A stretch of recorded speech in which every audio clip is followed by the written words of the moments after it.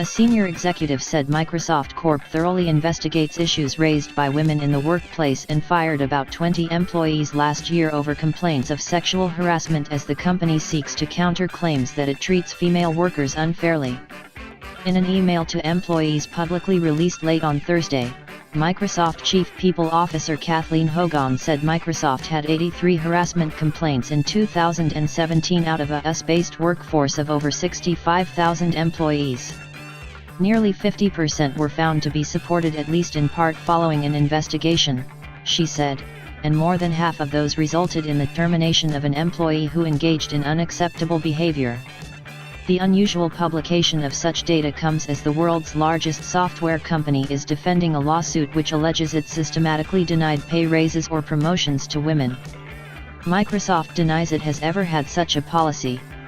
The lawsuit, filed in Seattle federal court in 2015, is attracting wider attention after a series of powerful men have left or been fired from their jobs in entertainment, the media, and politics for sexual misconduct.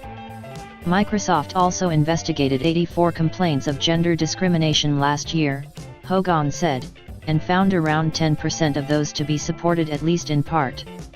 Earlier this week, Reuters reported on the contents of unsealed court documents which showed that out of 118 gender discrimination complaints filed by women in US-based technical jobs at Microsoft between 2010 and 2016, only one was deemed founded by the company. Attorneys for the women described the number of complaints as shocking in the court filings, and said the response by Microsoft's investigations team was lackluster. Hogan's email on Thursday linked to the Reuters story and said the numbers cited by plaintiffs were misleading. Reports that we rarely reach a conclusion in favor of the complainant are based on a faulty reading of a partial data set, Hogan wrote. Hogan's email did not provide additional figures about the time period cited in the court documents. The plaintiffs based their numbers on documents disclosed by Microsoft during pre-trial discovery in the lawsuit. Kelly Dermody, an attorney for the plaintiffs, declined to comment on Hogan's email.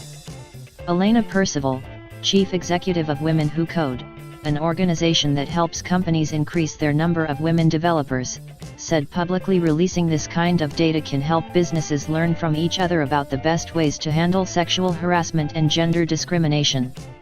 I think other tech companies should follow suit, and I would expect to see that happen, Percival said.